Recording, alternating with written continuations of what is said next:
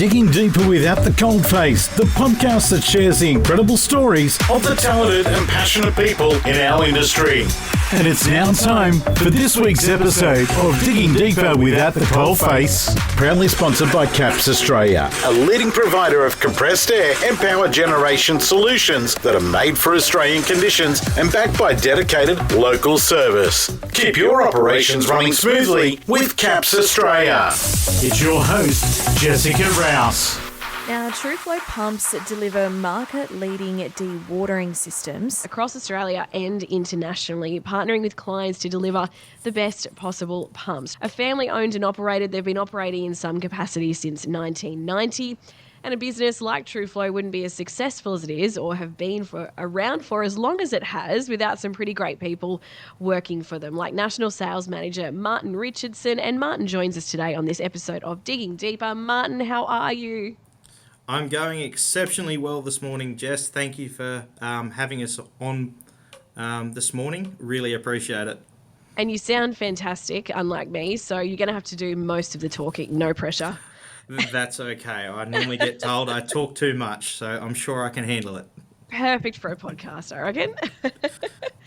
So tell us about Martin. Who's Martin? So I started in the industry once I left school in a automotive electrical role. I was working around generators, wiring up generators, auto start-stop systems for generators. I did that for 5 years, and then from there I had the opportunity with Truflo to become an internal sales support. And that lasted about 6 weeks, and I found myself out on the road. My mentor at the time here at Truflo, he pushed me out of my comfort zone to a point where I'm very grateful for today. How long have you been with Truflo now? So 10 years in April. Yeah, nice. Time flies. Yep, certainly does. So tell me about, were you the National Sales Manager? Was that something you were from the get-go, or did you work your way up to that?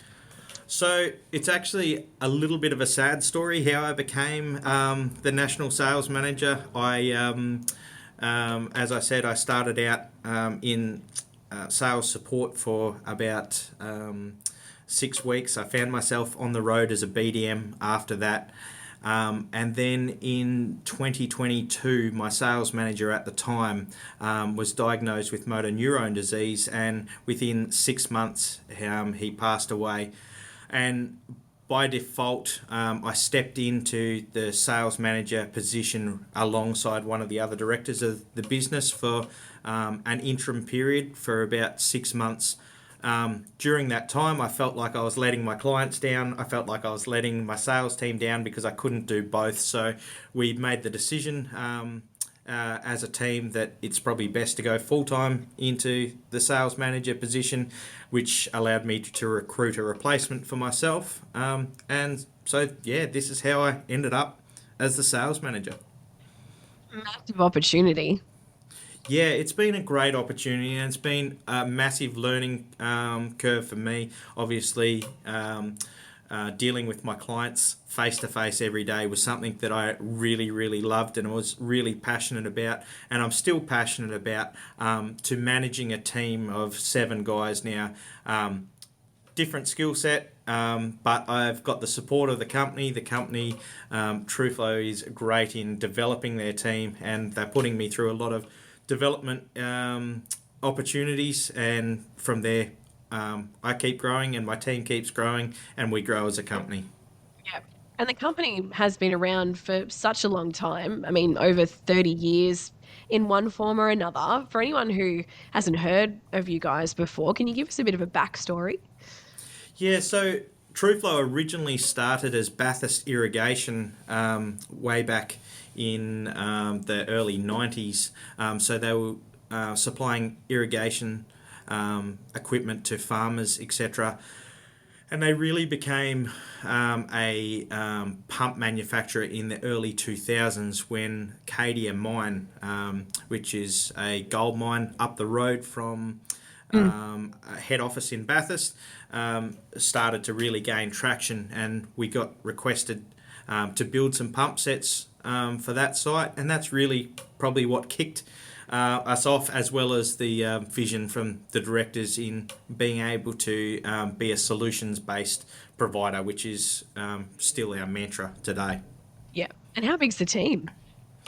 So we're spread across multiple states and multiple countries now. So in Australia, we've got 92 team members, I believe. And internationally, we have a team of 6 in our office in Indonesia. So Yeah. And doing some a little bit of research on the company, as you said, you're solution based, and it sounds like you really work, one on one with the customers who come to you and figure out exactly what's going to be best for them. yeah, I've always had a vision or had a mantra that not one size fits all in the pumping game, and that there's also where there's a problem, there's multiple different solutions, and we can look at it from different angles, and that's also come down from our directors as well. The directors have got that vision, so that really struck a chord with me when I first came on board, and I'm really passionate about seeing a problem turn into a solution. For me, a problem is just another opportunity. I love that. And you mentioned that you're overseas as well, which, again, awesome opportunities for the company, but awesome opportunities for you as well. You just came back from Indonesia? Yes, I was in Indonesia 2 weeks ago now. I was over there supporting our sales team over there. We've been in Indonesia as a company for just over 12 months now. So we originally had a distributor in Indonesia. Feedback from our clients over there is they wanted us as our own company over there. So with a lot of strategic planning and a lot of research, we started our company over there in January 23, I believe. Yep. That might be January 24 anyway. Minor detail. Maths. Yes, maths is not mathsing today. And from there, it's continued to grow. And like you said, yeah, awesome opportunity for myself. Gets me outside probably outside my comfort zone and into different areas where I push myself to grow. And for me, it's been a great learning curve and a great opportunity. Yeah, for sure. And I could be wrong, but I imagine the mining and the business landscape you're dealing with here in Australia is very different to the mining and business landscape that you're dealing with in Indonesia. Yeah, although there's a lot of similarities, especially in the coal industry, there is a lot of differences. The way they operate is slightly different to how we operate in Australia, and also the way they utilise the pumps is a little bit different to how we operate in Australia. So that's taken a little bit of time to get our head round to make sure that we're adapting to our client base and our target audience. But once again, it's just another opportunity to grow. It's just another opportunity to adapt. And we've actually brought things back from Indonesia that has worked well in Australia and vice versa. So it's been a really great opportunity. Yeah. I feel like it would be great to be an Australian business going into a market like Indonesia, as you say, to be able to take, some of the great things that we do here to make what they do better and safer and all those sorts of things. Yeah, absolutely. And I think that's one of the reasons we've done so well in Indonesia already is that we're taking a proven solution into a country where we can show some best practices and improve the way they pump and put some more efficiency into the way they dewater their pits, etc. So it's been really good for the country as well. Yeah. Has there been, I could be going down the wrong garden path asking this question. Have you ever had a weird or a really big ask from a company or a business for a weird problem, or what's a really big problem that you've had to try and work out with that business, if that makes any sense at all? Yeah, I get where you're coming from, and I guess you put me on the spot a little bit here. We do get a lot of requests as far as that don't fit into our standard portfolio. But I think the good thing about Truflo is it's been built around bespoke equipment. So we've got a great team of engineers, hydraulic engineers, mechanical engineers, electrical engineers that can put together a package that may not be traditionally an off-the-shelf style package, but they can come up with a solution together. And that's one of the things that I guess for myself and for my team, I think we like about this industry and we like about the company is that we're not a box solution. We're not a box sell solution. We can go, here we go. You've got a problem. It's not fitting our portfolio or the exact mold of our build, but we can build it and we can solve that problem for you. So. And I feel like in being able as a business to adapt and to have that bespoke equipment and way of going about things is really quite key, I guess, as we move forward in, a changing industry. Yes, very much so. The industry is changing. Obviously, there is a focus on becoming more sustainable, becoming more efficient. And I guess areas like traditionally, a lot of what we've done is diesel pumps. We're now going down a path of a lot of electric pumps, which, as the environment change, we're learning to adapt and evolve with it. So innovation really is the forefront of our business. We always like to stay ahead of the curve, and we develop products to be able to ensure that we stay relevant with the industry and those changing needs in regards to sustainability, etc. So what sorts of things, you mentioned electric pumps, is that one of the main things you've sort of been adapting to become more sustainable? That would be one area, electric, but the other thing is the development of our Aquaboss control panel, which is what we use on our diesel pump sets currently.